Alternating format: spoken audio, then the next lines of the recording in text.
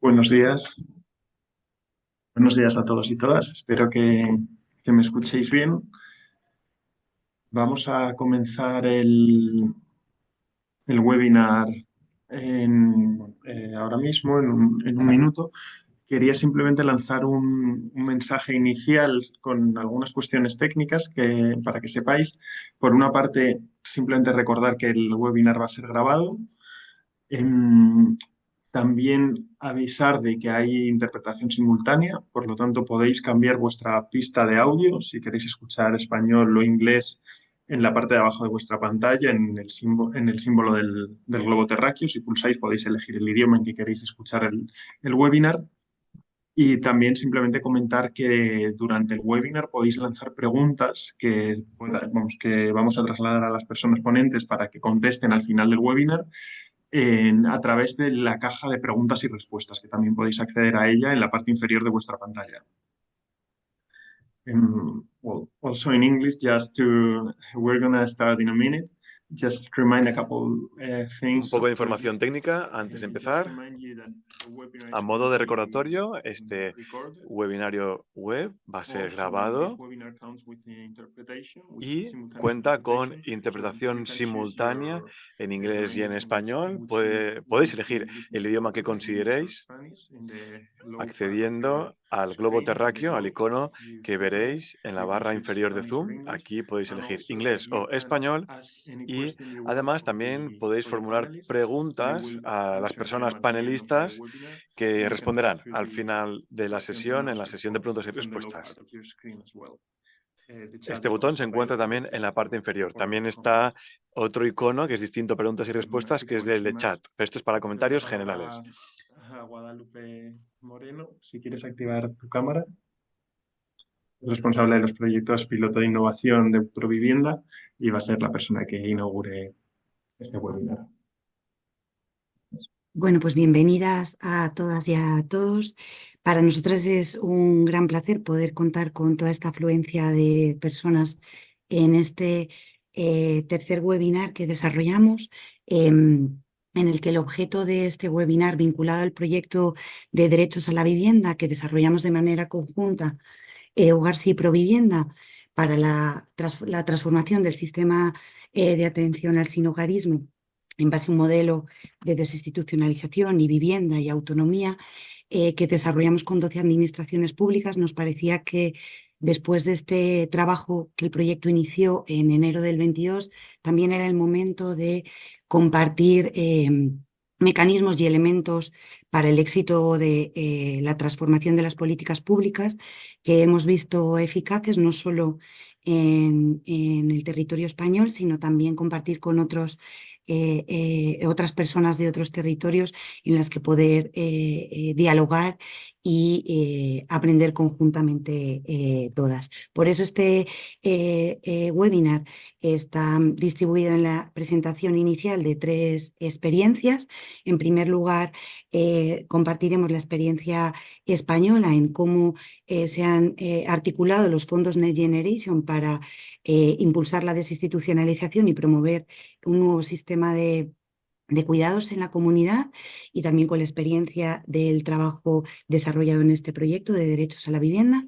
Con posterioridad tendremos la suerte de poder escuchar la experiencia de Escocia, con el punto único que han desplegado de manera conjunta entre las administraciones y las entidades sociales para las personas en situación de sinhogarismo.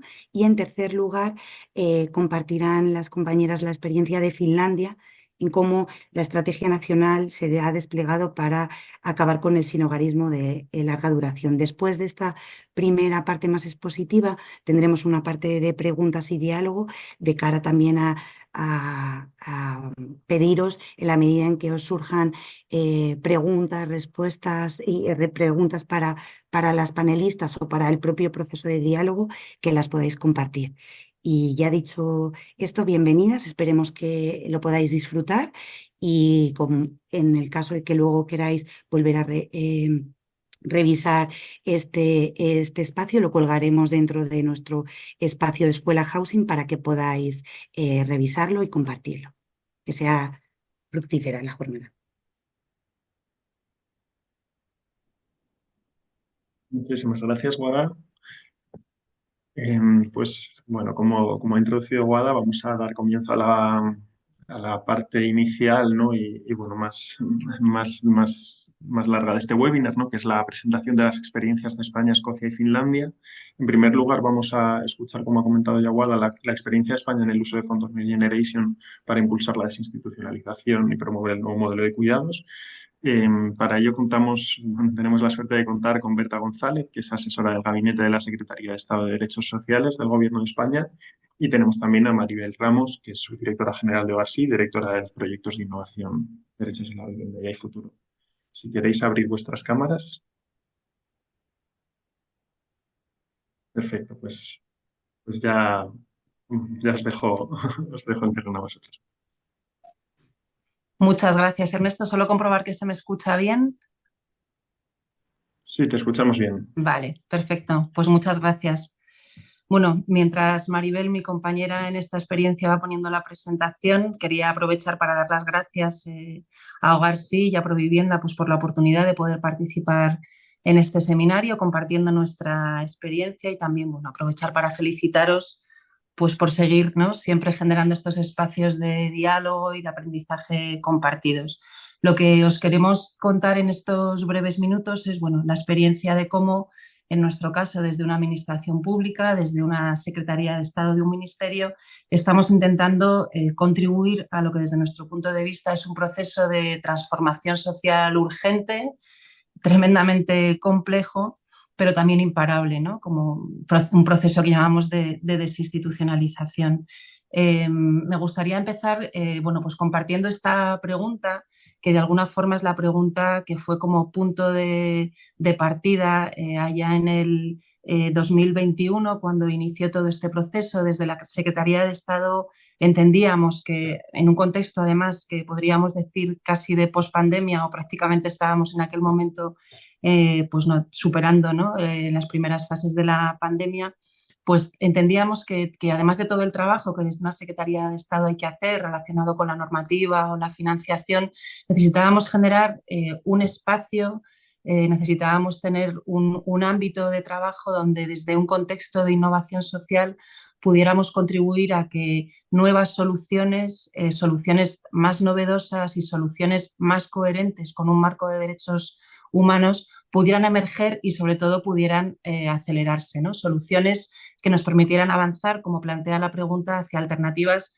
de buena vida, que cuando hablamos de buena vida hablamos de vida elegida, ¿no? De vida que sea acorde a la voluntad y a las preferencias de las personas y vidas que se desarrollen en los contextos comunitarios para todas las personas. Si puedes pasar, gracias Maribel. Bueno, en ese momento la situación o lo que entendíamos que estaba pasando tiene que ver con estos cuatro elementos, ¿no? Por un lado, observábamos que de manera sistemática había personas para las que la respuesta social que se les daba era expulsarlas de los contextos comunitarios, es decir, las soluciones a personas que en un momento determinado de su vida o a lo largo de toda su vida requerían de apoyos, se basaba en soluciones que tienen que ver con procesos de institucionalización, de trasladar a las personas a instituciones, pero incluso cuando las personas se mantenían viviendo en entornos comunitarios, las situaciones que se daban eran situaciones de aislamiento en relación a las demás personas. También observábamos que la respuesta que se daba a todas estas personas se basaba en sistemas rígidos, con opciones muy limitadas, ¿no? Entre A y B, y también con sistemas que de alguna manera, sistemas en los que las personas tenían y tienen que encajar, ¿no? En lugar de los sistemas adaptarse a las necesidades, voluntad y preferencia de las personas, parece que son las personas las que tienen que encajar en esta tipología de servicios, recursos o procesos de acompañamiento, ¿no? De forma que en muchas ocasiones y en diferentes situaciones y con diferentes grupos de población se van como cronificando lo que llamamos las situaciones de vida institucionalizada, que muchas veces no tiene que ver solo con vivir en una institución, sino que también tu situación de vida sea una situación de vida institucionalizada y por tanto no elegida. También observábamos que cada vez más había una distancia, ¿no? Que se mantenía y que desde nuestro punto de vista es incómoda entre lo que decimos, entre lo que dicen en muchas ocasiones hasta nuestra normativa, lo que dicen los marcos de recomendaciones internacionales, a nivel europeo, también a nivel nacional, ¿no? De cómo tendrían que ser las cosas, de cómo tendrían que ser los sistemas de cuidados y apoyos a las personas y lo que realmente sucede en la vida de las personas, ¿no? Parece que esta distancia lo que nos demostraba es que el reto realmente complejo en este momento tiene que ver con cómo abordamos los procesos de implementación de aquellas soluciones que de manera a veces piloto o prototipo han demostrado que tienen mejor impacto tanto en la vida de las personas como en los contextos donde éstas viven. Y al final el cuarto elemento es quizás el más relevante, que tiene que ver con entender que todo esto, ¿no? Toda esta respuesta que lleva a las personas hacia itinerarios de vida institucionalizada, no elegida, tiene que ver con una cultura que está profundamente enraizada no solamente en el sistema de servicios sociales, sino también en nuestras creencias, que es lo que en el marco de todo este proyecto y todo este proceso hemos llamado la cultura asistencialista, ¿no? Una cultura que despersonaliza, una cultura que tiene un uso exagerado y demasiado habitual de restricciones, ¿no? En el sentido de situaciones que limitan la libertad de las personas y una cultura que está tremendamente confrontada con un marco de derechos humanos. En ese sentido entendíamos, si puedes pasar, Maribel, que lo que necesitamos es, insisto en esta idea desde la administración pública, de contribuir a un proceso de transformación social que se está dando y en el que hay múltiples y diversos agentes participando y contribuyendo a que se dé desde un enfoque de derechos humanos, ¿no? Y con este marco de desinstitucionalización, entendiendo la desinstitucionalización como un tránsito necesario, no como un lugar al que tenemos que ir, sino como un tránsito necesario que se debe dar en los servicios sociales y en todo el sistema de cuidados y apoyos en España, ¿no? Entendiendo que no se trata solo de que las personas salgan de las instituciones y transiten hacia la comunidad, sino que sobre todo se trata de entender de qué manera tenemos que trabajar en el contexto comunitario, generando mejores soluciones y mejores alternativas para que las personas puedan tener estas vidas elegidas, ¿no? Que comentamos. Este proceso se enmarca en dos principios, en dos pilares que yo creo que es importante destacar, que son pilares no solamente desde nuestro punto de vista que tienen sentido en el ámbito del sinhogarismo, sino también en el ámbito de las personas mayores, en el ámbito de la discapacidad, también en el sistema de apoyos y cuidados a niños, niñas y jóvenes que están en el sistema de protección o que han salido del sistema de protección. Es decir, que este es un enfoque transversal y que tiene una perspectiva de interseccionalidad muy relevante, ¿no? Entendemos que hay un primer pilar, que es el enfoque centrado en las personas, entendido como de alguna manera lo que llamamos la autonomía de la persona, entendiendo autonomía no porque las personas puedan, ¿no? Desarrollar sus vidas sin ningún tipo de apoyo, sino que las personas puedan tener los sistemas de apoyo que necesiten o que no necesiten, pero que en su vida sea de acuerdo a su voluntad y preferencias, ¿no? Y entendemos que esto es lo que tiene que guiar todo este desarrollo de proceso de transformación social. Esa sería una pata, y la segunda pata tiene que ver con el enfoque comunitario, ¿no? Entendiendo que tenemos que incorporar a diferentes agentes comunitarios a este diálogo, a esta conversación, ¿no? a estas nuevas soluciones, contribuyendo a que la persona tenga un rol social, tenga un capital social que le permita sentir que pertenece a un contexto determinado y que en ese contexto encuentra los recursos que necesita, los recursos de proximidad para poder tener y desarrollar su vida de la manera que considere. Si pasas a la siguiente, Maribel. ¿Cuál era el contexto y cuál es el contexto que se dio muy en clave de oportunidad? Habría como que destacar estas cuatro cuestiones, ¿no? De algo que estaba sucediendo en España, pero probablemente también en otros países. Se daba una situación de concienciación social que hemos llamado pospandemia, que en España lo que permitió es que hubiera un cuestionamiento mucho más profundo de lo que estaba pasando en lo que aquí se denominan las macroresidencias, ¿no? De cuestionamiento de lo que son las respuestas basadas en modelo de instituciones, ¿no? Que en general se entiende que puede ser la respuesta que se está dando a personas mayores, pero que tiene mucho que ver y muchos elementos comunes con las alternativas, por ejemplo, de albergues para personas en situación de sinhogarismo o para centros de menores o centros residenciales de personas con discapacidad, ¿no? Había un mayor cuestionamiento de que esas quizás eran soluciones que no eran acordes a lo que las personas estaban expresando que necesitaban para desarrollar sus vidas. También teníamos la oportunidad que ha supuesto en España los fondos Next Generation, uno de los pocos países que ha desarrollado un componente específico para la transformación social y para avanzar hacia un modelo de atención y cuidado centrado en las personas. También creo que otro de los elementos clave que hay que destacar es que había y sigue habiendo una voluntad política de avanzar en este sentido y de avanzar además desde un contexto de innovación social y voluntad política asentada en el conocimiento técnico, ¿no? Que también creo que esto es algo relevante. Y por otro lado, contábamos en ese momento y contamos con diferentes agentes, entre ellos Hogarsi y Provivienda, que ya habían iniciado este camino, que ya habían pilotado con estas alternativas más coherentes con el enfoque centrado en la persona y el enfoque comunitario, y que de alguna manera estaban casi como en esa casilla de salida, ¿no? Esperando la oportunidad para poder lanzarse a la carrera y acelerar estos procesos. Así que lo que generamos fue lo que hemos denominado el ecosistema de innovación social, un ecosistema donde participan múltiples agentes y de manera conectada lo que pretendemos es acelerar tanto experiencias como sobre todo procesos de aprendizajes que nos permitan reorientar las políticas públicas en el ámbito de la desinstitucionalización. En definitiva, este ecosistema de innovación social lo que nos está permitiendo es acortar la distancia entre el diseño de las políticas públicas y qué es lo que pasa cuando esas políticas públicas se llevan a la práctica, ¿no? De manera que se está generando un proceso de nutrirse, ¿no? que está siendo enriquecedor y que está permitiendo esa orientación a las políticas públicas, pero también desde un marco de transformación de los elementos que tienen que ver con la cultura, ¿no? Tanto en el ámbito político como en el ámbito de la sociedad civil.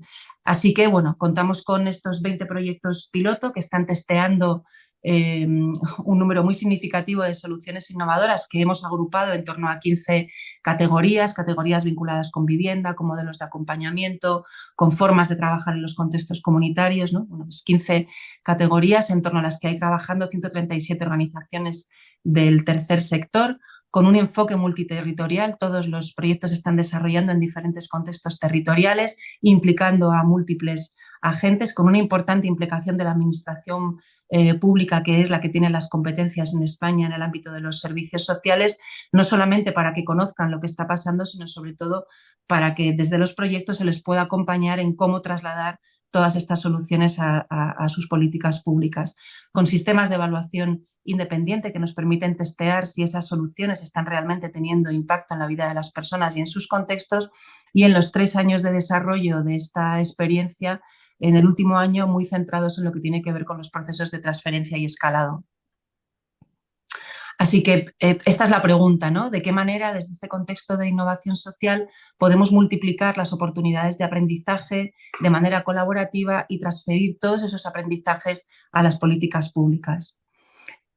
Sí, en ese sentido, bueno, entendíamos que desde la Secretaría de Estado no solo nos interesaba y nos interesa los resultados específicos de cada uno de los 20 proyectos que están generando resultados y procesos de aprendizaje muy potentes, pero sobre todo lo que nos interesaba es generar un ecosistema donde todos estos agentes pudieran estar conectados y se pudieran dar situaciones de intercambio, ¿no? Insistimos en esta idea de más allá del colectivo, porque lo que hemos entendido además es que muchas de las problemáticas que se dan en el ámbito del sinhogarismo tienen mucho que ver con otras problemáticas que se dan en otros colectivos, en otros ámbitos, pero sobre todo que la tipología de respuestas o los principios y de alguna manera los valores que tienen que acompañar la tipología de respuestas para personas que están en diferentes situaciones tienen muchos elementos comunes. Y esto es algo muy importante para el desarrollo de políticas públicas porque nos permite entender y nos permite simplificar de qué manera tenemos que orientar, ¿no? Estas políticas públicas, tanto los sistemas de financiación como las normativas, ¿no? Otra de las cuestiones en las que consideramos que estamos avanzando, aunque estamos todavía en el proceso, probablemente hasta 2025 finales no tengamos ya los resultados consolidados, pero sí podemos decir que hay cada vez más una visión común compartida, que esa visión común que antes era casi exclusiva, ¿no? De aquellas organizaciones que estaban siendo precursoras, ¿no? Que estaban, decíamos antes, al filo de la posibilidad, poco a poco se va convirtiendo en sentido común. Y poco a poco vemos cómo es difícil hacer un planteamiento que sea contrapuesto a un enfoque de atención o de apoyo centrado en la persona o a un enfoque comunitario, ¿no?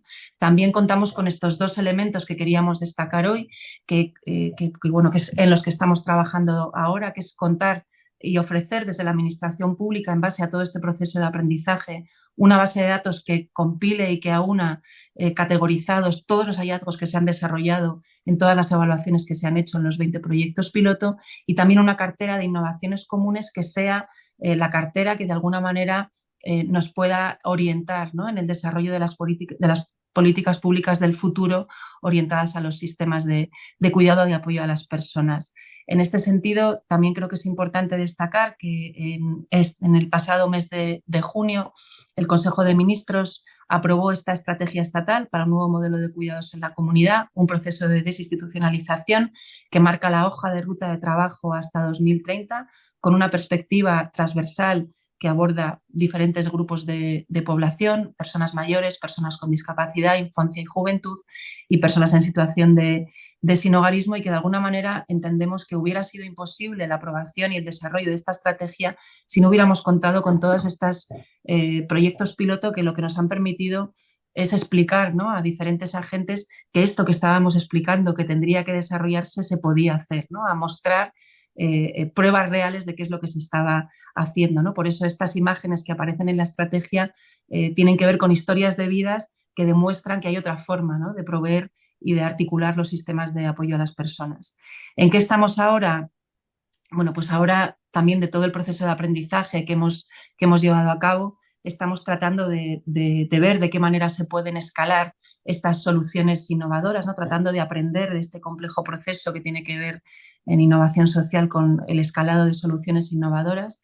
También con la transferencia, insistimos en este enfoque basado en el aprendizaje, ¿no? Desde luego los resultados han sido y son muy importantes, ¿no?, y es un enfoque de innovación social basado en resultados y en impacto, pero sobre todo donde hemos puesto el peso es en garantizar procesos de aprendizaje, ¿no?, en un proceso continuo que nos permitiera elevar, ¿no?, qué es lo que estamos aprendiendo en cada momento y sobre todo también qué aprendemos de los errores que cometemos, ¿no?, y cómo estos aprendizajes se pueden transferir a las políticas públicas, y también de qué manera tenemos que ir avanzando hacia sistemas de financiación más flexibles que incorporen también el enfoque de la personalización y que de alguna manera podamos ir condicionando la financiación a estos principios que antes comentaba, ¿no? Otro de los elementos en los que estamos trabajando y explorando qué oportunidades hay tiene que ver con cómo podemos ir generando, ¿no?, en esta idea de ecosistemas de innovación social lo que se llaman los sandbox regulatorios, situaciones de excepcionalidad administrativa que nos puedan permitir seguir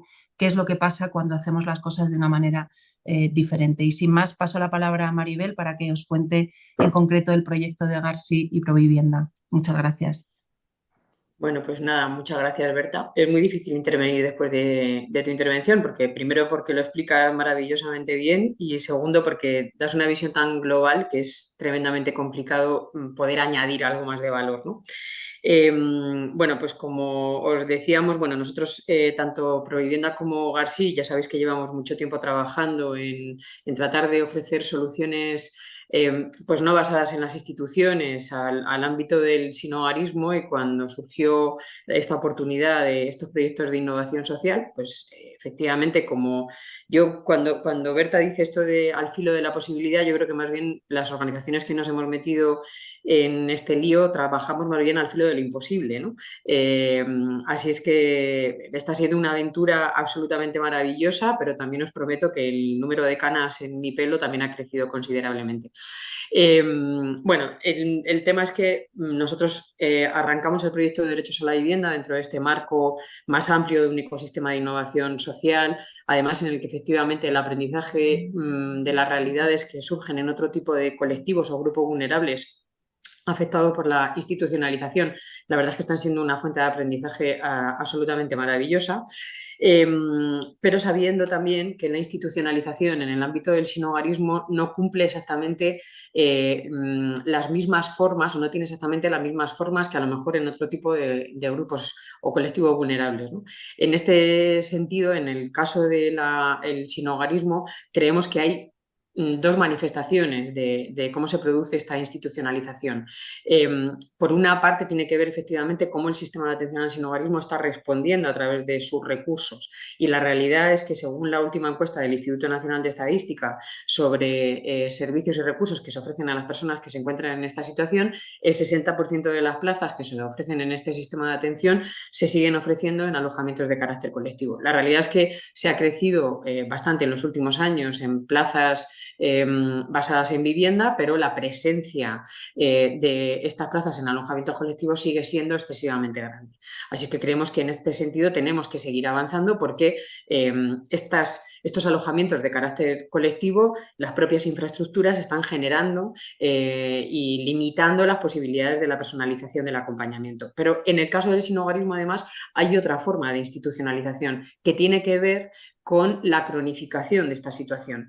Una persona mayor no va a dejar de ser mayor, o una persona que tiene alguna discapacidad, en una buena parte de los casos no va a dejar de tener la discapacidad, pero sin embargo una persona que está en situación de sinhogarismo, el objetivo fundamental del sistema de atención tiene que ser que la persona abandone esta situación y vuelva a recuperar una vida relativamente normalizada, posiblemente en el que se acumulan otra serie de factores de exclusión, pero en el que el sistema de atención esté orientado a resolver su situación de sinhogarismo.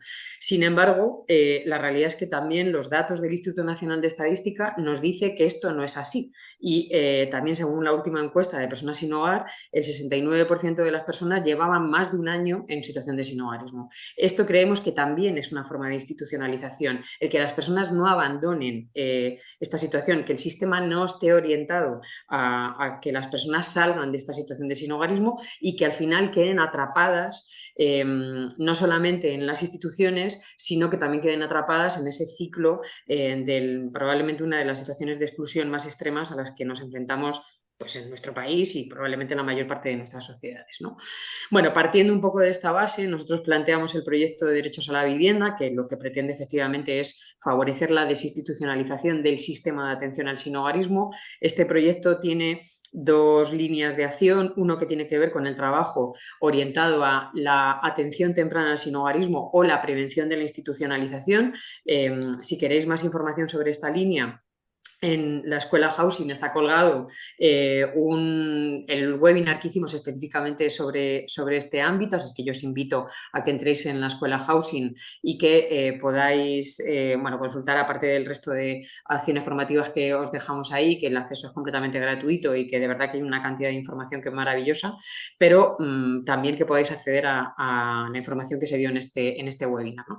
En este caso, la segunda línea, y es de lo que os vamos a hablar ahora, el proyecto de derechos a la vivienda trabajaba con 254 personas que estaban distribuidas en distintos territorios. Como os comentaba Guada al principio, estamos trabajando en colaboración con 12 administraciones públicas de distintos territorios de nuestro país y el tiempo medio que llevaban estas personas en situación de sinhogarismo era de 6 años y medio. Esto, desde luego, una persona que lleva 6 años y medio en situación de sinhogarismo es de todo menos una emergencia. Es una emergencia en términos de que no podemos permitir que las personas estén en esta situación, pero desde luego no podemos abordar el sinhogarismo, el acompañamiento a estas personas como si fuese una situación de emergencia, porque es que estas personas están cronificadas en esta situación. El sistema no ha sido capaz de darle una respuesta. Vale. A partir de ahí, el proyecto de derechos a la vivienda lo que pretende es trabajar hacia la desinstitucionalización de este sistema de atención y obviamente también de las propias personas, ¿no? Hacer este tránsito que planteaba Berta. Y para eso nosotros nos movemos basándonos en 3 principios fundamentales que ya ha señalado Berta en su intervención. El primero de ellos tiene que ver efectivamente con promover la autonomía de las personas y para ellos basarnos en la mayor personalización posible de los apoyos, ¿no? En ese punto esto se relaciona de una manera directa con la cultura del acompañamiento, que creo que es una de las claves de la institucionalización que también aportaba Berta o señalaba Berta en su intervención. La cultura es imprescindible y la cultura tiene que ver con los roles profesionales que estamos poniendo en marcha. Por ejemplo, en nuestro caso trabajamos con dos tipologías de profesionales. Para empezar, aunque hemos ido desarrollando distintos roles profesionales para ir probando y testando otras maneras de acercarnos al acompañamiento de las personas, un rol profesional que está orientado a todo el acompañamiento que tiene que ver con vivienda y otro rol profesional que tiene que ver con este tema de promover la autonomía y que la persona pueda recuperar su vida fuera del sistema de atención al sinhogarismo. Aquí, desde luego, la personalización de los apoyos que se ofrecen es imprescindible y esto que nos has contado al final, Berta, de todo lo que tiene que ver con el tema presupuestario, la flexibilidad, etcétera, pues es música celestial para nuestros oídos. Nos encantaría ver próximamente que efectivamente los recursos, los apoyos que se ofrecen a las personas no tienen que adaptarse a unos criterios que tienen muy poco que ver con la vida de la mayor parte de nosotros y que las personas puedan acceder a aquellos apoyos que necesiten sin tener que merecérselo, ¿no? Ni tener que justificar por qué estamos apoyando a las personas en ese sentido. La segunda clave, y que tiene mucho que ver con las infraestructuras, es todo lo que tiene que ver con la vivienda, ¿no? Es muy difícil hacer una personalización del apoyo desde un centro de alojamiento colectivo que tiene 50, 60, 70 y hasta 200 o 300 plazas. Por muy buenos que sean los profesionales, el trabajo que se puede hacer en un contexto de esas características es tremendamente complejo. Pero es que además, ninguna de las personas que probablemente estamos hoy en este webinar, que por cierto somos más de 100 personas, así que algo de interés hay en el tema, la realidad es que ninguno de nosotros nos gustaría vivir en esas circunstancias. Así es que la vivienda, viviendas propias de las organizaciones, viviendas que están integradas directamente en la sociedad, en la comunidad, y que nosotros lo que proporcionamos son apoyos económicos para que las personas puedan alquilar esa vivienda o habitaciones en viviendas de carácter compartido, es algo básico a partir del cual las personas tienen que realizar todo su proceso de recuperación. Y por último, el contexto donde todos y todas vivimos y todas recibimos los apoyos que se tienen que producir dentro de la comunidad, no separado de la comunidad. Aquí no solamente significa que las personas participen, que también, pero sobre todo significa que las personas tengan apoyos de carácter natural, ¿no? Y eso a través de esa exploración y maximización del capital social, que puede ser desde el panadero hasta la frutera, hasta las redes más frágiles, pero que están presentes en la vida de las personas, es absolutamente imprescindible y que no todo se base en la institución, ¿no? Aparte de, obviamente, los recursos comunitarios que recibimos todas las personas, en el que las personas en situación de sinhogarismo suelen tener serias dificultades para acceder porque, como ya están en el sistema de atención al sinhogarismo, esta no es tu ventanilla está dentro del sistema de atención al sinhogarismo. Pues no, nosotros lo que planteamos es las personas tienen que conectarse con los recursos comunitarios, aquellos que utilizamos la mayor parte de la población. Solamente os traigo 2 resultados porque no os voy a contar todo lo que ha pasado, sobre todo para guardarnos algo para las jornadas finales, ¿no? Pero os cuento 2 cosas que creemos que son bastante significativas. Hemos medido en qué medida las personas consideran que tienen un mayor grado de autonomía y consideran que tienen mucha más libertad para poder elegir qué es lo que quieren hacer con su vida y qué es lo que necesitan. Y para ello hemos comparado un grupo control de personas que seguían dentro del sistema tradicional en recursos pues tipo albergues o centros de acogida y las hemos comparado con personas que estaban dentro del programa, ¿no? En una escala del 1 al 7, perdón, en el que 1 es el menor grado de autonomía, de percepción de autonomía por parte de la persona o menor percepción de la libertad que tiene para poder elegir qué es lo que quiere hacer y cómo quiere desarrollar su proceso de recuperación, mientras que en el grupo experimental, aquellas personas que han estado participando en el programa, su puntuación era de 6,1 en la escala total. En el caso del grupo control, las personas valoran que tienen muchísimo menos capacidad de tomar decisiones sobre su propia vida, ¿no? Creo que esto ya justifica sobradamente que es necesario cambiar la manera que tenemos de trabajar.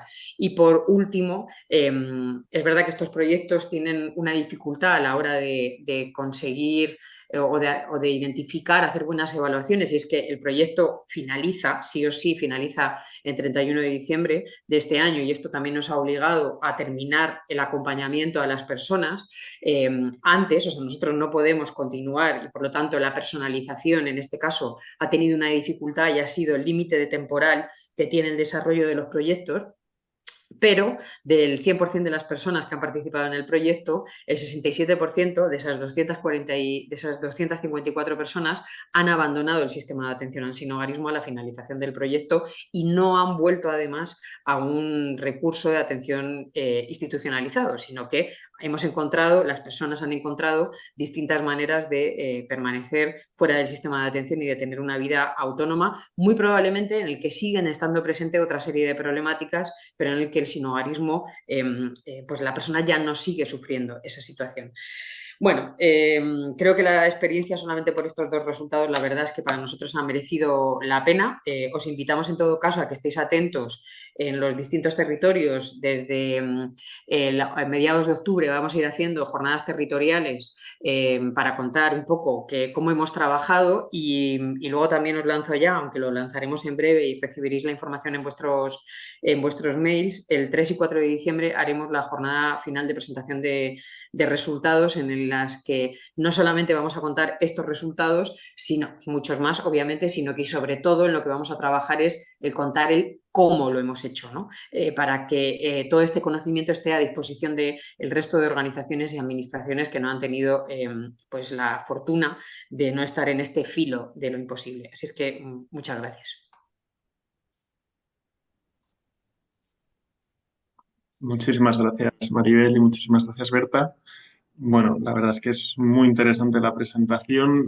Vamos, no puedo aspirar a recoger todos los mensajes que habéis trasladado, ¿no? Pero sí que hay una idea con la que iniciaba Berta, ¿no? Este proceso de desinstitucionalización como algo, decía, urgente, complejo e imparable, ¿no?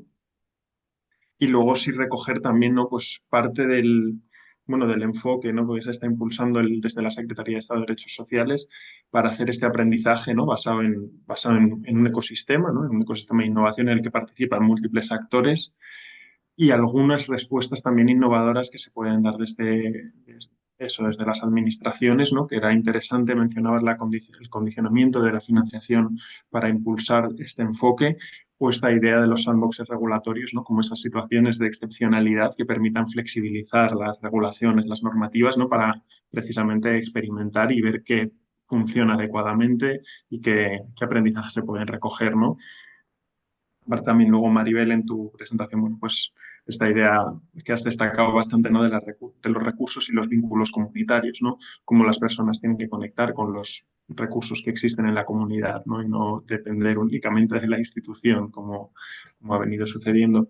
Ahí ya se están acumulando algunas preguntas bueno, la idea es que podamos responderlas al final.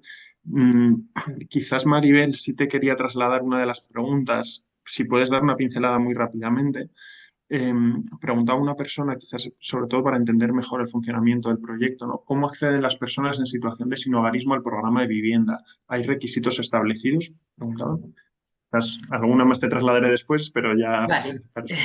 Vale, bueno, en este momento la parte del acompañamiento a personas dentro del proyecto de Derechos a la Vivienda está cerrado. Entonces nosotros ya no estamos haciendo acompañamiento más allá de bueno, pues las pocas personas que quedan porque esta financiación finaliza, vuelvo a insistir. En cualquier caso, en el arranque no había condiciones de intervención, o sea, no había ninguna condición que tuviera que cumplir la persona, más allá de, en el caso de la línea de desinstitucionalizaciones, que tenía que llevar más de un año en situación de sinhogarismo y tenía que provenir de uno de los centros de alojamiento colectivo titularidad de las administraciones públicas con las que estamos colaborando, ¿no? Entonces, pues ahí han participado centros de alojamiento del Ayuntamiento de Sevilla, Ayuntamiento de Madrid, Ayuntamiento de Barcelona, Gijón y Avilés, Murcia y Cartagena y Palma de Mallorca, ¿vale?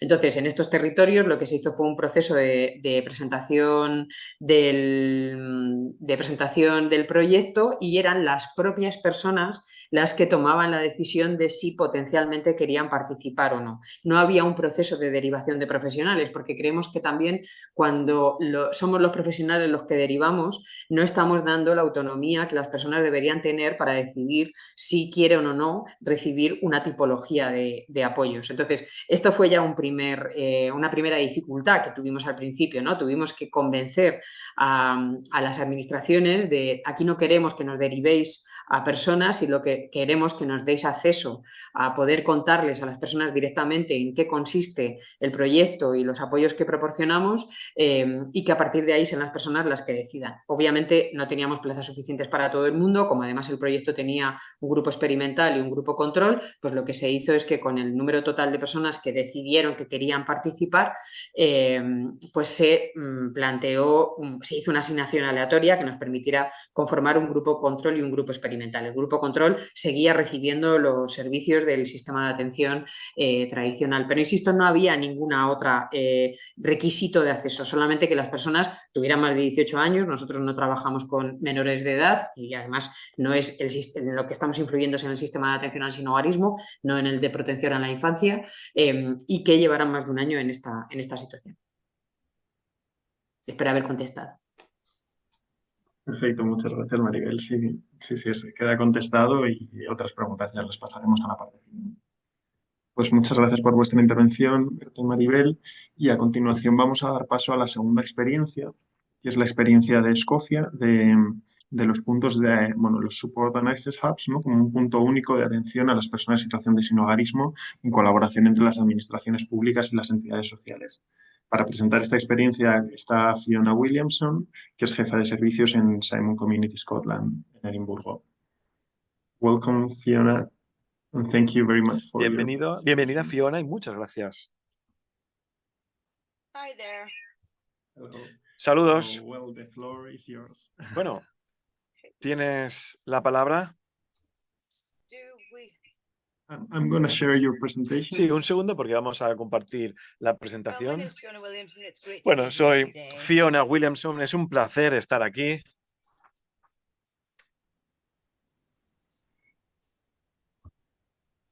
Okay. Okay, you can see the presentation now, right? I can see it now, yes. Adelante. Bueno, ahora sí, lo veo. So I'm here to talk about... Bueno, that's pues, wonderful. Thank you. qué bien se I'm ve. here to talk about deinstitutionalizing Voy a hablar de la services desinstitucionalización de los servicios al sinhogarismo en la capital de mi país, en Edimburgo, donde soy jefa de servicios. Hemos trabajado mucho en estos servicios, especialmente después de esta pandemia global, y hay muchos rasgos comunes en base a lo que he escuchado hasta el momento, y hay muchas formas en las que podemos colaborar estrechamente y aprender también mutuamente. En Edimburgo trabajamos con más de 200 colaboradores, partes interesadas, y, al igual que en el resto del mundo, con el creciente problema de la vivienda y del coste de la vida, pues ha incrementado la dificultad de prestación de servicios. Por nuestra parte, trabajamos con el gobierno escocés, con el ayuntamiento. También tenemos inversiones privadas, con centros de negocios.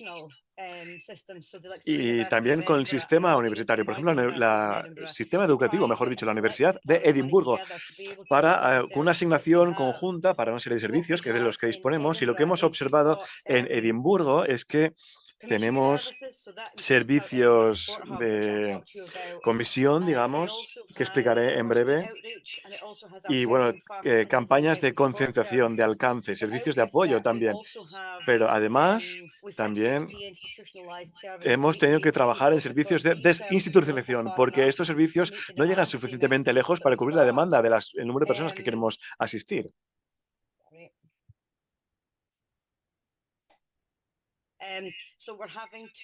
Entonces, tenemos que buscar formas más innovadoras de ayudar a las personas en situación de sinhogarismo y personas que deben mendigar y personas que se encuentran en la calle con comportamientos problemáticos en la calle. Y de esto entraré en más detalle. Prestamos apoyo en Edimburgo a 5.000 personas en situación de sinhogarismo. Estamos hablando en un total en toda Escocia de más de 10.000 personas en situación de sinhogarismo, y esto crece cada día. Hemos visto un aumento del 69% de las necesidades de estos servicios, y estamos ofreciendo servicios de desinstitucionalización de carácter comunitario, que son más importantes que nunca. Pasamos a la siguiente diapositiva, por favor. Aquí vemos un resumen de la combinación del trabajo con el Ayuntamiento de Edimburgo, pero también con el Gobierno de Escocia.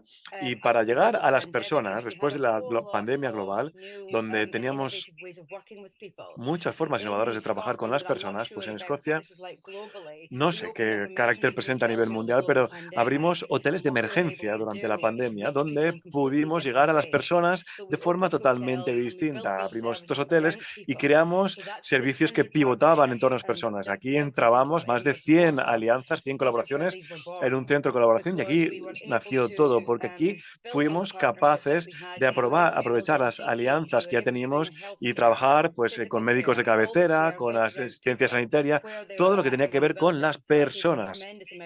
Todas estas personas se congregaban, venían a este edificio, a este centro, y esto cambió mucho.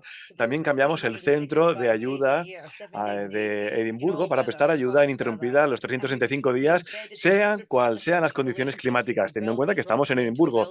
Y bueno, es decir, todo esto se concentraba en un edificio.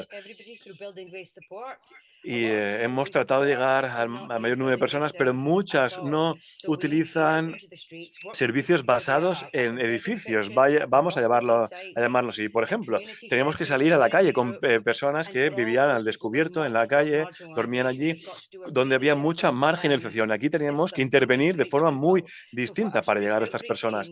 Entonces, nuestro equipo de campaña de concienciación trabajan con personas in situ en la calle, estén donde estén, en sus comunidades. Y bueno, aportan, pues por ejemplo, servicios de farmacia de calle, por así decirlo, con un sistema que traba una relación más particular. Antes se ha hablado del centro de cuidados, ¿no? O la asistencia comunitaria. Pero aquí fuimos un poco más allá. Nos fijamos en las relaciones que había con cada persona que podía utilizar los servicios para entender posibles traumas psicológicos en una edad más temprana, para iniciar este tránsito que le llevó al sinhogarismo. Por ejemplo, hemos trabajado con 20 casos extremos, en casos de asistencia, de emergencia, que estaban totalmente institucionalizados, dado que el sistema, bueno, no dificultaba acceder a ellos. Y bueno, estamos hablando de asistencia, de urgencia, ambulancias, había también equipos callejeros, equipos de primera emergencia. Es decir, cuando alguien necesita una ambulancia, un bombero, ¿no? Pues también tenemos el servicio de bienestar y esto todo se presta a través de nuestro equipo callejero. De 9 de la mañana a 8 de la tarde, 7 días de la semana, es decir, los 365 días. No tenemos libre ni el día de Navidad, ni el día de Año Nuevo. Ayudamos a las personas en situación de sin hogarismo todos y cada uno de los días del año. Además, también nos preocupamos del bienestar holístico de las personas. Muchas personas a las que ayudamos no están listas para entrar en ningún tipo de alojamiento. Entonces, queremos que todos tengan un lugar seguro donde vivir, pero ¿qué significa esto para ellos? Pues en algunos casos puede ser volver a una relación, volver a la familia, reconectar con otras personas. O para algunos casos ser propietarios o tener un lugar donde dormir no es suficiente. Y luego también tenemos lo que llamamos lecturas callejeras, que básicamente es un servicio de biblioteca en nuestros centros donde trabajamos. Ofrecemos empleabilidad, servicios de banca, derechos sociales, también todo lo que permita ayudar a una persona a dotarse de los mecanismos necesarios para medrar social, económicamente, emocionalmente y que no cubren los servicios sociales. Y entonces tenemos este sistema de lecturas de callejera y aquí pues tenemos clases de lectura, de alfabetización para personas, bueno, que pueden estar sujetas a esclavitud moderna, prácticas de esclavitud moderna. Queremos que nuestras calles sean seguras para todo el mundo, más allá de los espacios institucionalizados. Son espacios que no reciben dotación alguna de ningún otro organismo que no sean entidades caritativas o ciertas inversiones, porque sabemos que necesitamos espacios para personas que tienen que estar por completo fuera del sistema de institucionalización. Necesitamos financiación pública, pero también privada, micromecenazgo, para dotarles de autonomía y que las calles sean un lugar seguro para estas personas. Luego también el enfoque de colaboración es esencial porque necesitamos trabajar con el gobierno escocés también con sistemas externos internacionales para asegurarnos de que estamos aprendiendo y también buscamos inversiones y con asociaciones de vivienda para encontrar alojamiento en Edimburgo, algo que detallaré más tarde. Pero bueno, hemos tenido que adoptar estos servicios de desinstitucionalización en situación de sinhogarismo para fomentar el desarrollo a largo plazo y la autonomía. No solo se trata de ir a contracorriente cuando uno se está ahogando, sino evitar que uno llegue a esta situación, acompañarles de la mano. Y espero que lo estemos haciendo. Siguiente diapositiva. Bueno, tenemos distintas actividades y tenemos, por ejemplo, la estrategia contra la mendicidad en Edimburgo. Trabajamos con distintas entidades y bueno, tenemos una estrategia de mendicidad en Edimburgo en consultas con 200 personas que se encontraban en esta situación, personas en situación de mendicidad. Cuando nos dirigimos a las personas que reciben los servicios y diseñamos los servicios, necesitamos entender las necesidades de las personas. Entonces, ¿qué hicimos? Pues adoptamos lecciones aprendidas del mismo sistema de Glasgow y pedimos financiación para adoptar una estrategia escocesa para la mendicidad, con consultas con personas que estaban en situación de mendicidad y celebramos 50 eventos con partes interesadas para involucrar a personas, entre otras, que estaban en situación de mendicidad. Podrían ser 150 eventos si hubieras tenido más tiempo, pero estaba diseñado en centros comunitarios donde nos reuníamos con las personas para asegurarnos de que las soluciones eran correctas para ellas. Y de la misma manera, esta estrategia, creó una necesidad de comunidades más seguras. Y estamos hablando no solo por estas personas, sino para estas personas en concreto. Bueno, tenemos ayuda de la policía escocesa, a quien le preocupa mucho las personas y las comunidades. Entonces también hemos recibido muchos informes, noticias sobre casos de conducta incívica en la calle, por ejemplo, conducta agresiva, y tratamos de crear un enfoque centrado en las comunidades. Por ejemplo, trabajando, entre otros, con la Asociación Alcohol y Drogas, en colaboración con distintas empresas del centro de la ciudad también, porque hemos observado que las personas tienen que ser parte de la asociación. Un 20%, en el 20% de la inversión que esperábamos recibir no estaba. Entonces, era esencial derivar inversión privada para poder llegar a estas personas. Y hasta el momento hemos involucrado a 800 personas por trimestre y tenemos días de actividad destinados a prestar servicios como psicoterapia, fisioterapia, terapias holísticas para las personas, para asegurarnos de que sean personas, es decir, que reduzcamos su aislamiento y empiecen a comunicarse con sus comunidades, que al mismo tiempo sean seguras. De la misma manera, tenemos un enfoque holístico de reducción de los daños. En Escocia se ha adoptado un enfoque muy valiente, pero de carácter más europeo que escocés, porque tenemos plan de seguridad antidroga para cada ayuntamiento. Además, también tenemos plan de seguridad antidroga y hemos aprendido mucho de la pandemia global. Por ejemplo, con las farmacias callejeras. Ahora podemos recetar medicamentos a personas a las que prestamos ayuda para tratar de reducir la burocracia de la institucionalizada. Además, también es esencial poder acceder a médicos y médicas de cabecera. Y tenemos los mecanismos para posibilitarlo en entornos comunitarios y servir a estas personas en situación de mendicidad. Además, también respondemos al creciente problema de la vivienda.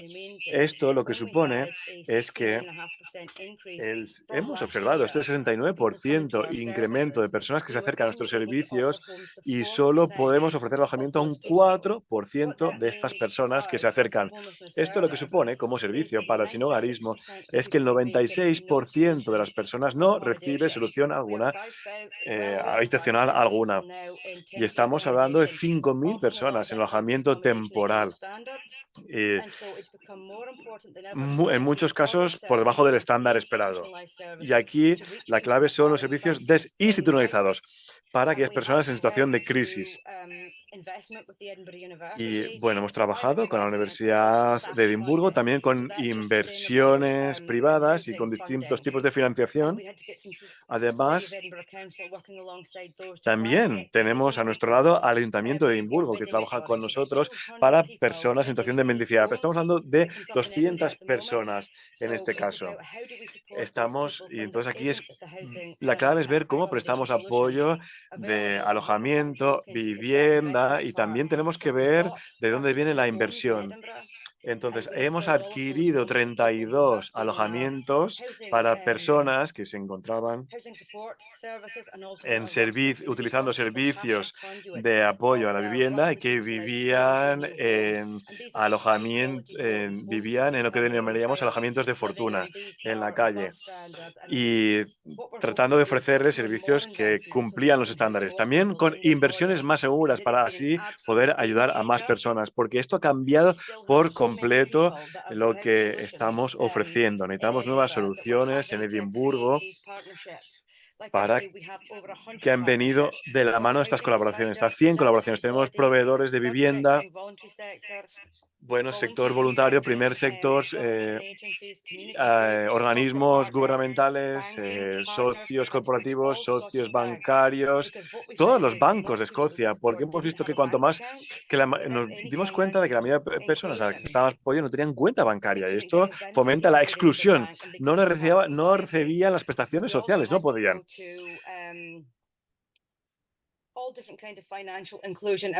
También tuvimos que abordar el tema de la inclusión, de la financiación, con intervenciones específicas para, por ejemplo, personas que han sobrevivido al tráfico de personas, con Fairway Scotland, entre otros, para ayudar a personas que tienen acceso y que pueden acceder a estos servicios de ayuda para que reciban los medios de vida necesarios para vivir en Escocia, recibiendo toda la ayuda. Y también de esta manera abrir posibilidades de alojamiento con fondos públicos para que pasen directamente a un alojamiento y reciban todo aquello que merecen. Siguiente diapositiva.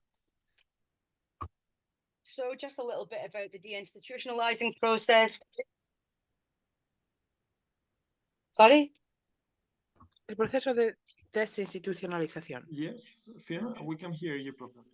Sí, te oímos bien, Fiona. Sorry, I could hear someone talking. He oído a alguien que hablaba. Voy a ser rápida. Voy a hablar del proceso de desinstitucionalización, que es bastante complejo.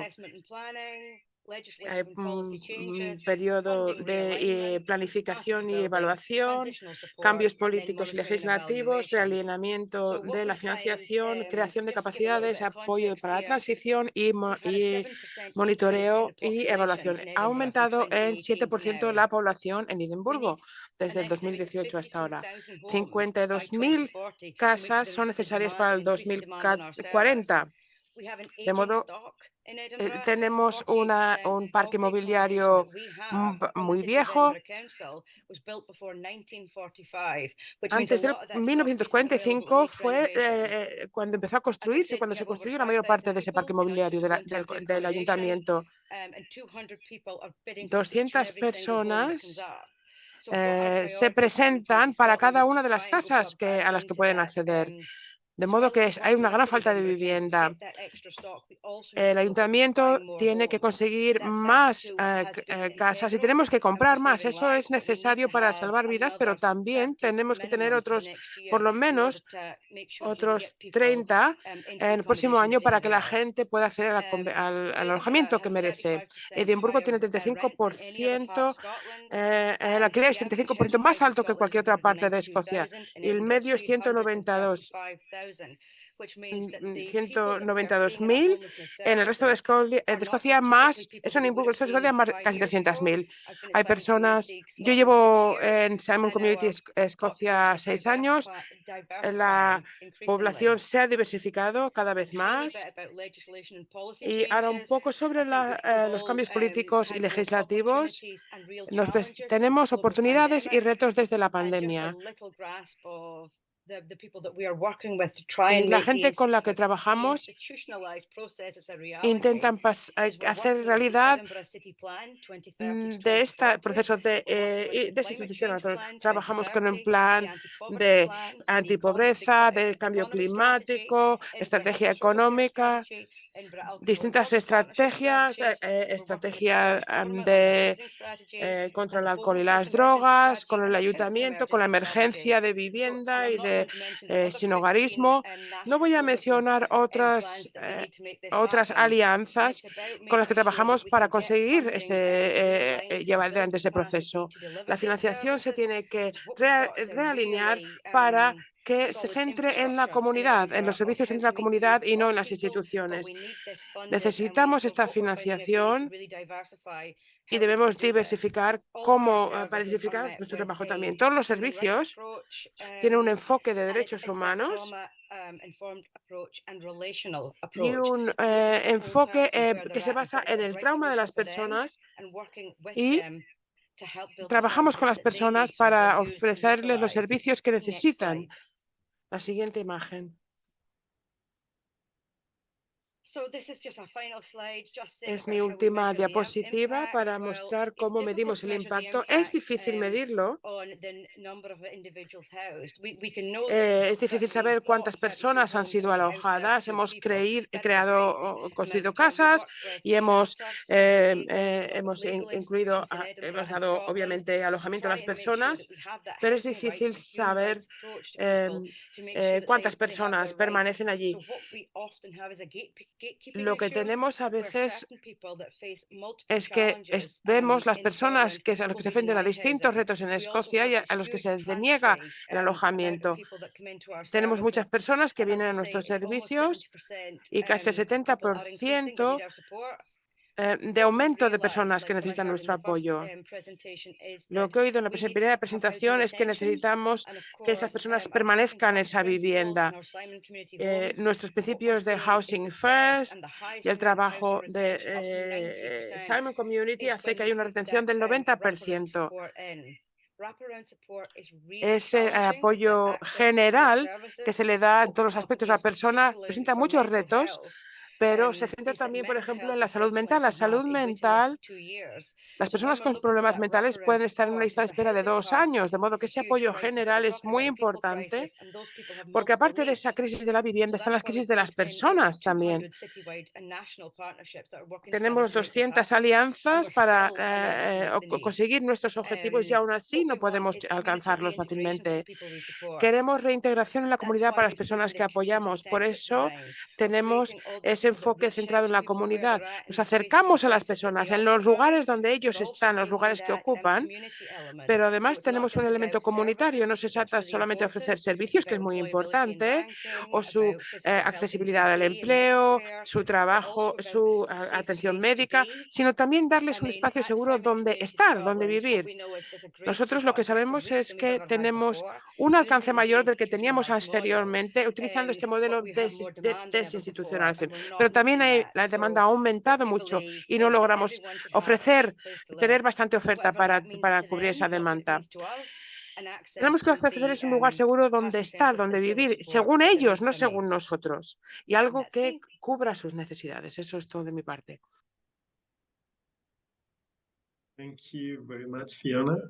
Muchas gracias, Fiona. Una presentación muy, muy interesante.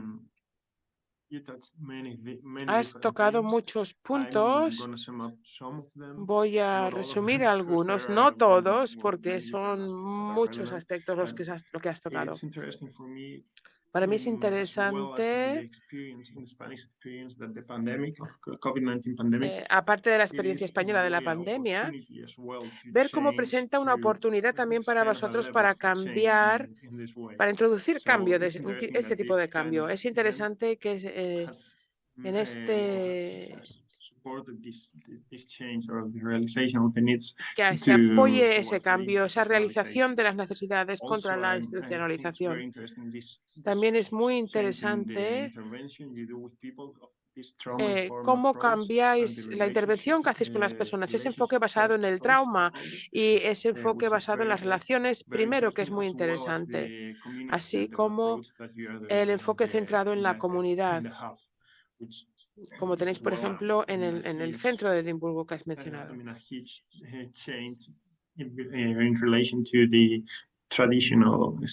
El cambio, como es interesante también el cambio que estáis introduciendo comparado con el método tradicional de ayuda.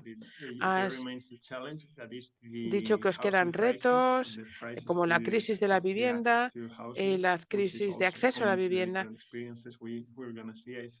Eso son experiencias que vamos a ver en distintos lugares. También es un reto al que se enfrentan en distintos países, de modo que ver soluciones innovadoras es muy interesante.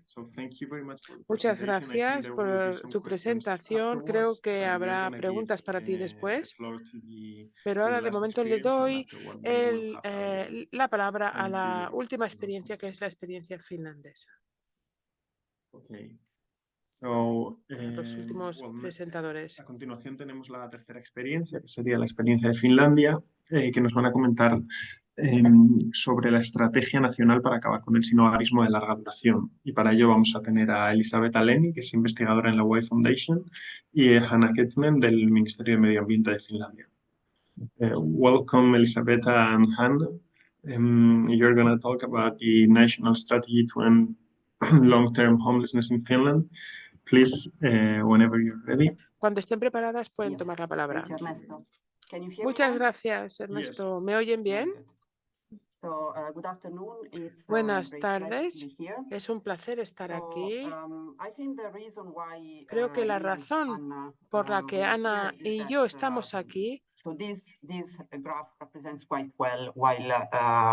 queda representada en este gráfico.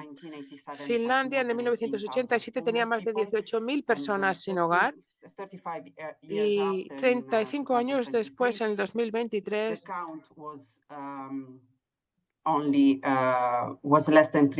había menos de 3.500 personas, de modo que en 35 años se ha reducido en 80% el número de personas sin hogar.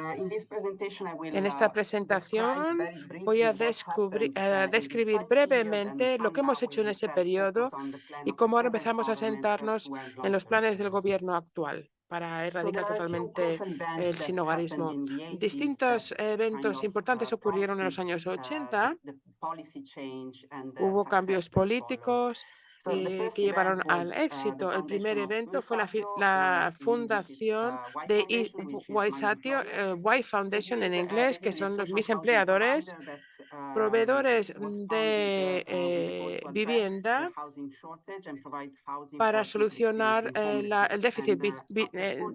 déficit habitacional y erradicar el sinhogarismo. En sus 40 años de existencia, esa fundación tiene más de 19.000 apartamentos en Finlandia y se reconoce como uno de los principales actores en la lucha contra el sinhogarismo. La fundación se estableció en 1985 y a la vez, casi en 1987, se introdujo por primera vez en el programa del gobierno la erradicación del sinhogarismo. En el 87, desde el 87 hasta el 87, que todos los gobiernos, incluyendo la erradicación de la reducción del sinhogarismo, ha sido parte del programa. Desde entonces, del 87, se definió claramente el sinhogarismo. Se hace un recuento una vez al año, en noviembre, y eso es muy positivo porque así podemos hacer un seguimiento del avance de la estrategia y el éxito de la estrategia. En el mismo año, en el 97, se derogó la ley de la mendicidad. Durante este periodo podemos dividir la estrategia contra el sinhogarismo en dos enfoques distintos, en dos periodos distintos. En el primero, hasta el 2007 aproximadamente, en este periodo vimos que el enfoque principal, la respuesta principal, era ofrecer viviendas asequibles y albergues. Y desde el año 2000 empezó a haber una crítica hacia este sistema y sobre todo a este enfoque de modelo escalera, porque no estaba reduciéndose ya el sinhogarismo y ese modelo escalera presentaba condiciones. Una persona podía acceder a la vivienda si, por ejemplo, uno se comprometía con la sobriedad o con dejar las drogas. Ese tipo de enfoque no funcionaba bien, se reducía para reducir el sinhogarismo. Por eso, en 2007, el Ministerio del Medio Ambiente, que es el responsable de la vivienda en Finlandia, decidió encargar un informe, Name on the Door, el nombre en la puerta, que nos iba a dar las bases para una nueva política para luchar contra el sinhogarismo a largo plazo. Se le pidió a distintos expertos del sinhogarismo cuál era la situación en este campo, cómo se podía avanzar y establecer una estrategia más eficaz. Después de que se pronunciara en 2007 este informe, hubo un cambio radical en la manera que se trabajaba para erradicar el sinhogarismo. Siguió ofreciéndose la vivienda asequible, pero el sistema se basó ahora en el principio de Housing First. La vivienda es lo primero. Empezó entonces la desinstitucionalización y las políticas que siguieron y los planes que siguieron se basaban en ese enfoque de Housing First. La vivienda es lo primero.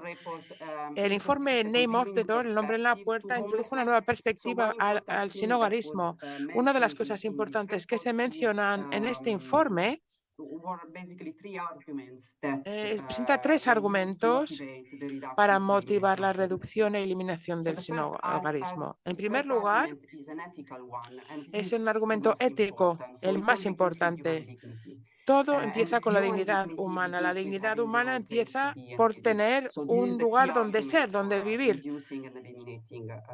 De modo que ese es el objetivo, esa es una buena razón para reducir y eliminar el sinhogarismo. Pero además hay un argumento legal, porque en la Constitución finlandesa y de otros países, la autoridad pública es quien tiene la obligación de garantizar vivienda para todos, de modo que quede reflejado en la ley. Y por último, se introdujo un argumento también socioeconómico, porque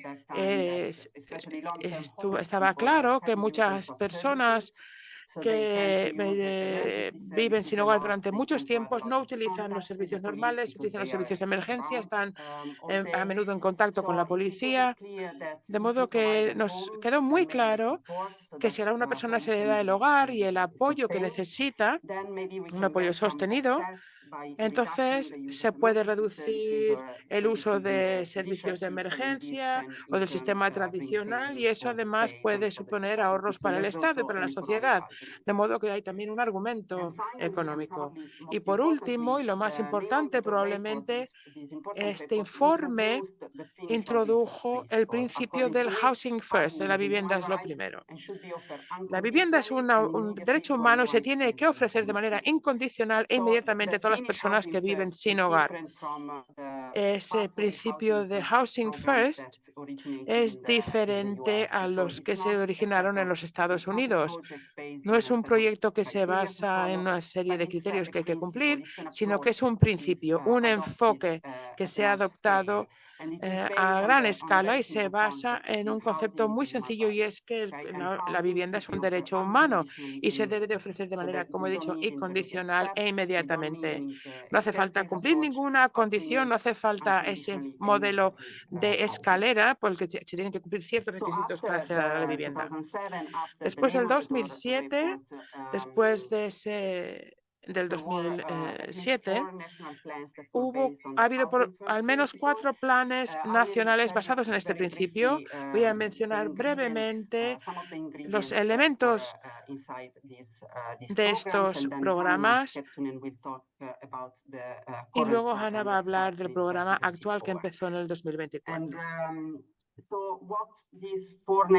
Estos programas nacionales, estos 4 programas, describen una estrategia integral para luchar contra el sinhogarismo basándose en ese enfoque Housing First. Es un proceso, o sea, que adoptan el proceso de desinstitucionalización. Hubo un cambio radical, pasamos de un sistema basado en albergues a un sistema basado en viviendas, es lo primero, en viviendas subvencionadas.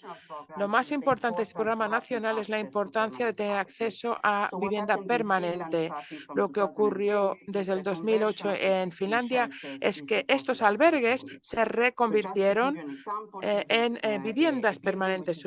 Este es un edificio, por ejemplo, que está en el centro de Helsinki. Era un albergue con 250 camas.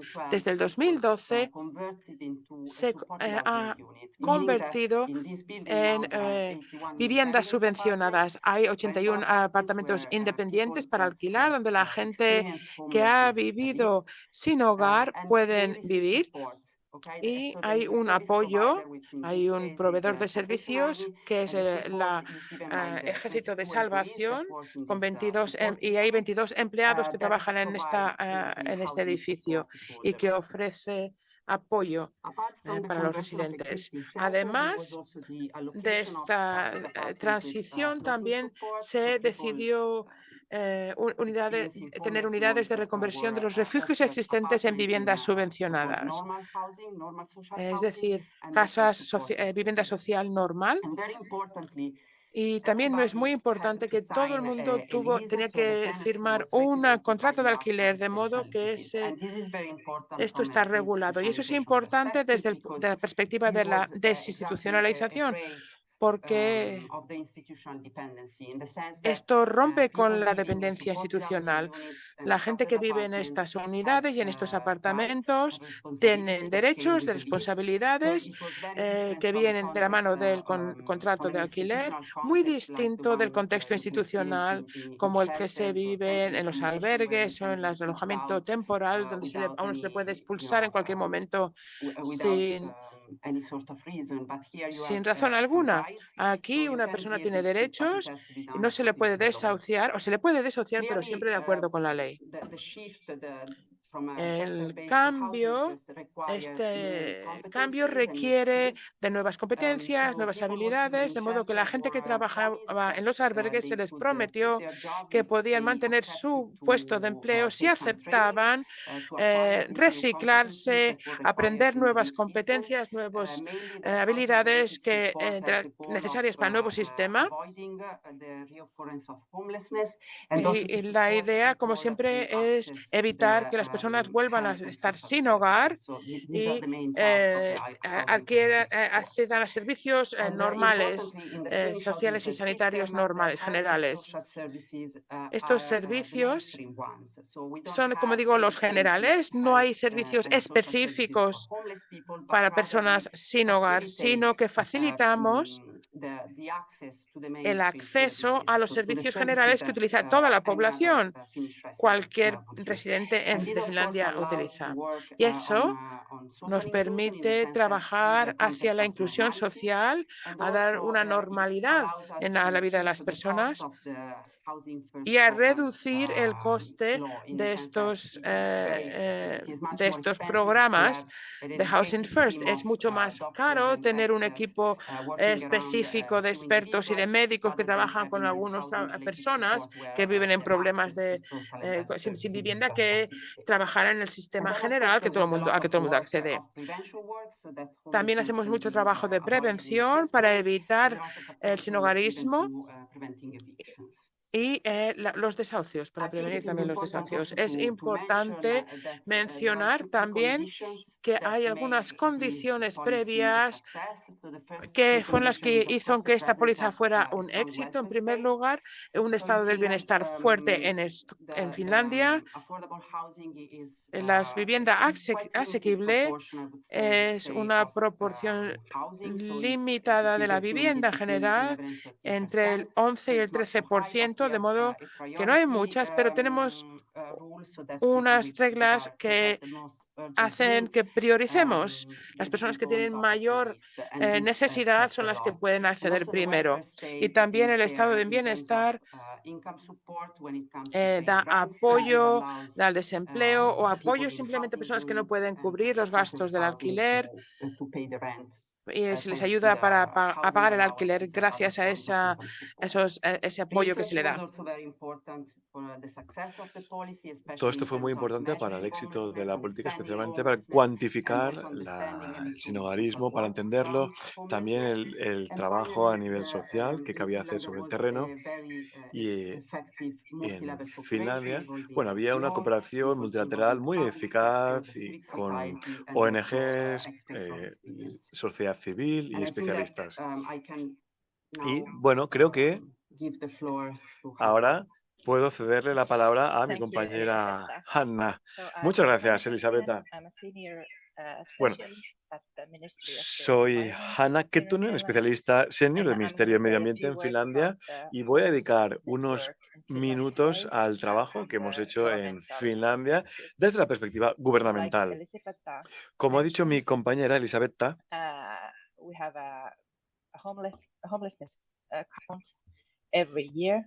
tenemos como un recuento de personas en situación de sinhogarismo cada año. El año pasado, en concreto, estábamos por debajo de las 3.500 personas. Un poquito más de 1.000 de ellas en situación a largo plazo. Siguiente diapositiva. Y ahora una breve pincelada. Mi compañera ha hablado de la cooperación multinivel, ¿no? Entonces, ¿cómo se aplica esto en la práctica en Finlandia? Bueno, se puede dividir en dos partes. Primero, vivienda y luego servicios. El Ministerio de Medio Ambiente y Trabajo, bueno, tiene estas políticas de alojamiento e incluye también el trabajo con respecto al sinhogarismo. Y luego hay otros organismos gubernamentales que tienen que ver con la financiación, el desarrollo. Todo esto se engloba dentro del ARA, es el Centro de Desarrollo Financiero y Alojamiento de Finlandia. Ofrece pues subsidios, apoyo a la vivienda y también supervisa el uso, mejor dicho, del parque de vivienda subvencionado. Luego también tenemos la función de los municipios, que son responsables de las políticas locales de vivienda y también de planificación urbana. Y bueno, por ejemplo, aquí pueden ofrecer asesoramiento sobre vivienda a modo de servicio y de prevención de posibles crisis de la vivienda. Todo ello a nivel individual. Luego, en cuanto a los servicios, tenemos el Ministerio de Salud y Asuntos Sociales, que son quienes rigen la política social y de salud. Luego también tenemos la estructura administrativa de servicios de bienestar, con un carácter regional, pero responsable de la organización de servicios de rescate, de bienestar y de asistencia sanitaria. Luego, también un elemento muy importante son las ONG, que ofrecen servicios tanto sociales como de vivienda y trabajan estrechamente con el sector público. Entonces, podríamos decir que, bueno, en resumen, la parte central del trabajo de sinhogarismo es la colaboración multiprofesional entre los municipios, las regiones administrativas y las ONGs.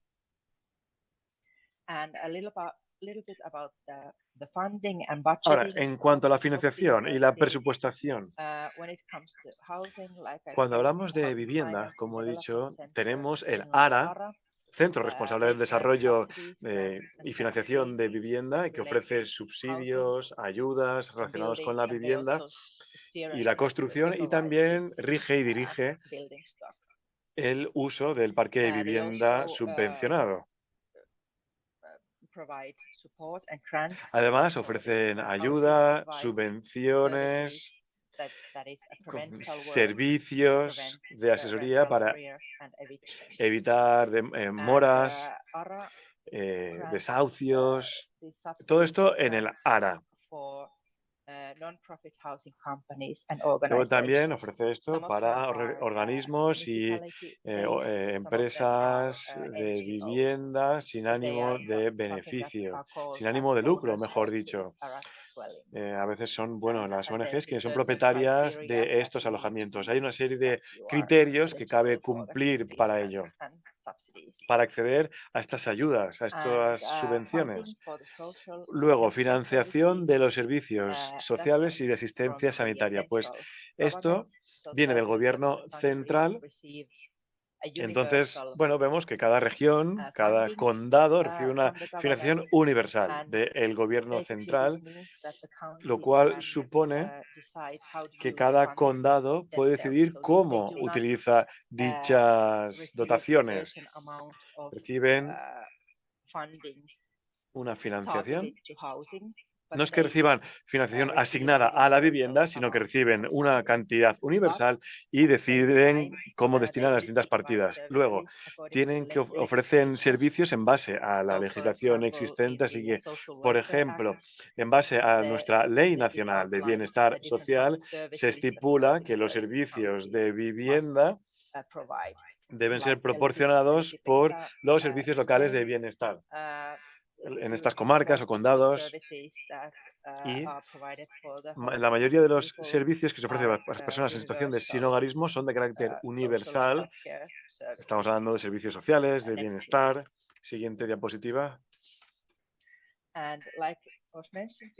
Y como hemos mencionado antes, Finlandia tiene una dilatada tradición en cuanto a programas que abordan la situación de sinhogarismo. Cada gobierno de los que ha habido durante las últimas décadas, incluyendo al nuevo, que lleva ya un año en el gobierno, pues ha lanzado su propio programa que aborda la eliminación del sinhogarismo a largo plazo para antes de 2027. En este programa, las 9 principales ciudades y condados de servicios de bienestar pues participan de la mano de las ONGs a fin de reducir el sinhogarismo.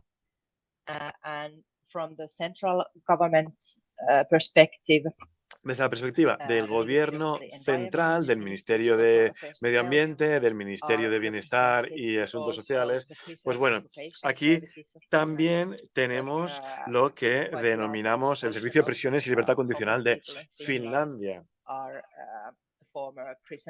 Porque un gran porcentaje de las personas en situación de sinhogarismo son antiguos residentes carcelarios, por así decirlo. Estamos hablando de una dotación de 10 millones de euros de carácter público para posibilitar la cooperación en próximos años. Y la idea es abordar los retos locales, regionales que enfrentan cuando se trata de sinhogarismo y de cooperación en todo lo que tenga que ver con el sinhogarismo a largo plazo. Siguiente diapositiva.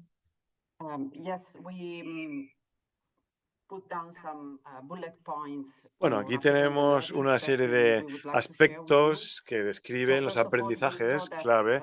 Primero, hemos visto que la experiencia finlandesa abarca muchos años, por lo que es importante establecer objetivos cuantificables a largo plazo. Aquí en Finlandia el sinhogarismo se cuantifica una vez al año. Si hacemos un seguimiento, también nos sirve para motivarnos en base a los buenos resultados que obtenemos. Luego, en cuanto, tenemos incentivos que son esenciales para impulsar el cambio sistemático y para incentivar también al personal en la formación, capacitación en cuanto al nuevo sistema, pero también son incentivos para los municipios, pues, por ejemplo, para convertir los albergues en distintos centros. Y luego está el tema de la disponibilidad de vivienda asequible. Es muy importante cuando hablamos de grupos especiales, como personas en situación de sin hogarismo y disponibilidad de servicios generales, que es algo súper importante. Luego también hemos hablado de la colaboración, pero el liderazgo del Ministerio de Ambiente, que define la estrategia y coordinan los esfuerzos relacionados. En cuanto a retos, obviamente lo que sucede en Finlandia es que hay un desarrollo desigual. El sistema ha cambiado, pero los albergues se siguen construyendo por todo el país y sabemos que hay diferencias geográficas, ¿no? Pues, por ejemplo, en el área metropolitana de Helsinki, el enfoque de Housing First está establecido, pero en otras áreas quizá no. Entonces, resulta difícil garantizar una adopción equilibrada, igual, de este sistema. Luego, las necesidades de personas que sufren la situación de sinhogarismo cambian y es un reto mantenernos un poco al día de las nuevas necesidades que cada vez aumentan su complejidad, dado que son cada vez más jóvenes las personas que experimentan el sinhogarismo y tenemos que ir actualizándonos de forma constante. Y luego también está la situación económica actual, que supone otro reto de cara al sinhogarismo. Vemos ciertas reducciones presupuestarias y también está la cuestión del coste de la vivienda, las políticas de la vivienda, luego también las ayudas para el alquiler, los subsidios sociales, las subvenciones sociales. Tenemos un gobierno relativamente nuevo y estamos observando un pequeño cambio hacia una política de la vivienda más orientada al mercado.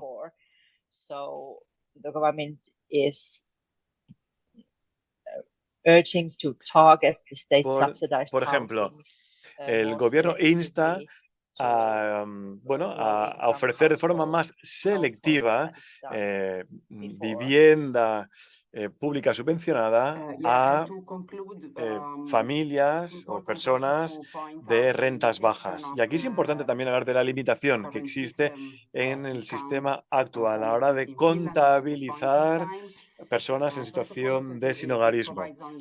Tenemos esta, instantánea puntual del número de personas en esta situación con una serie de características de grupo, pero tenemos la posibilidad de conectarnos, de conectar la información sobre sinhogarismo con cualquier otro registro, lo cual sería muy útil para ofrecer una mejor respuesta. Pero también está el tema de los migrantes indocumentados, que nos permitiría tener una idea más clara del tamaño de esta población y las limitaciones que sufren. Y quizá puede haber estudios que arrojen más luz al respecto. Muchas gracias, Elisabetta, Hanna,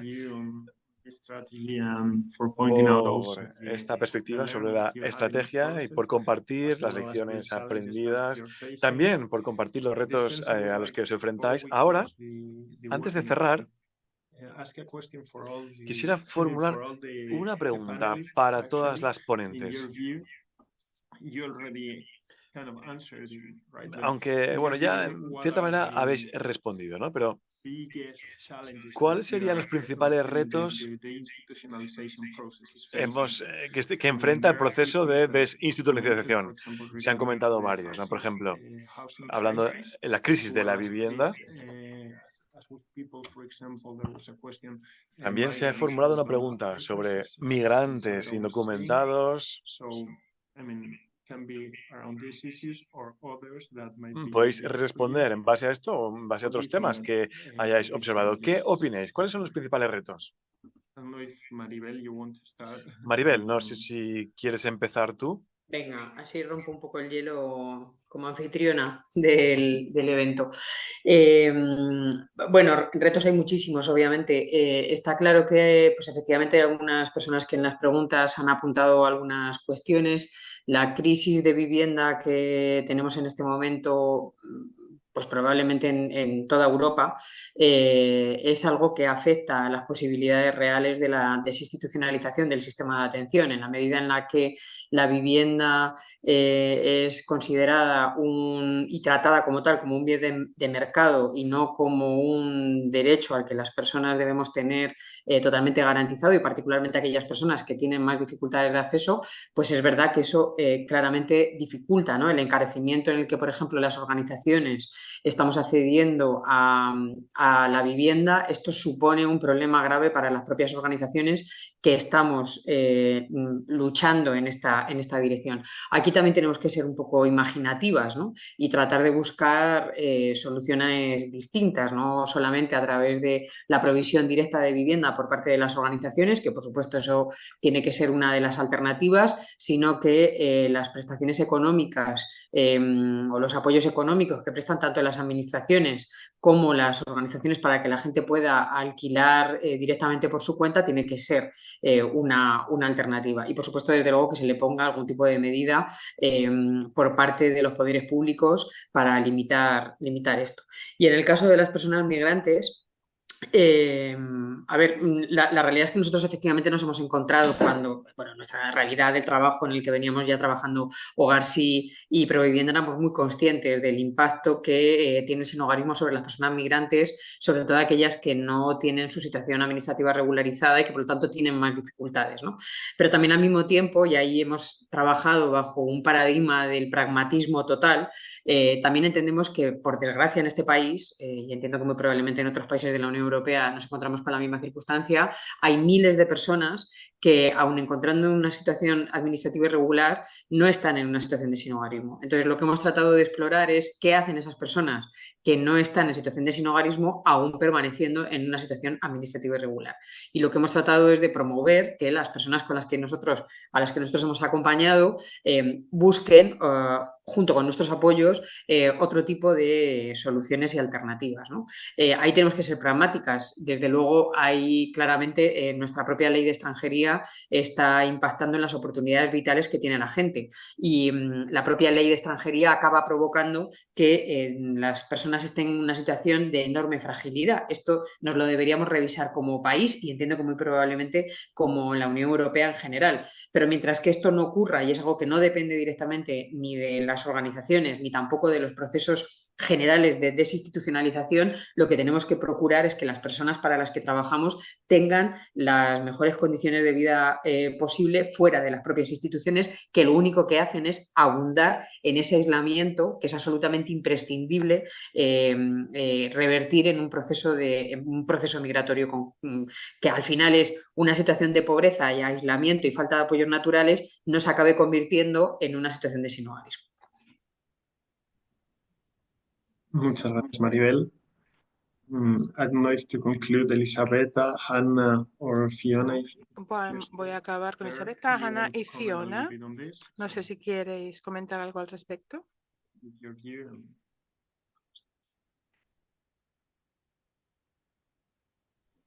I think Maribel said very well. So Creo que Maribel lo ha explicado muy bien. Estoy de acuerdo. Un reto que ahora al que nos enfrentamos en Finlandia es el siguiente. Para dar ese contexto, Finlandia ha tenido bastante éxito en los últimos años, de modo que es fácil perder el enfoque. ¿Cómo mantener ese enfoque? Ya no se ve el problema, cómo seguimos trabajando con esa urgencia y para poder cruzar la línea final, la meta. Esperemos que con la cooperación logremos alcanzar esa línea de meta. Thank you very much, Elisabetta. Muchas gracias, Elisabetta. Bueno, creo que ya nos hemos pasado unos pocos minutos. Yo creo que lo podemos dejar aquí recogiendo estas preguntas. Simplemente comentar que vamos a compartir posteriormente la grabación con un resumen del webinar y que estará disponible en la Escuela Housing, que se ha compartido el enlace a través del chat y que se enviará también a través del correo a todas las personas que habéis participado. Espero que haya sido interesante. Creo que sí ha cumplido, ¿no?, la misión de compartir algunas palancas de cambio, ¿no?, que se han utilizado en distintas experiencias y que pueda enriquecer, desde luego, el pensamiento y los avances en los procesos del sistema de atención al sinhogarismo. Agradecer mucho a las personas que habéis asistido y también a las personas que habéis participado como ponentes. Y podemos entonces concluir aquí. Muchísimas gracias a todos y todas.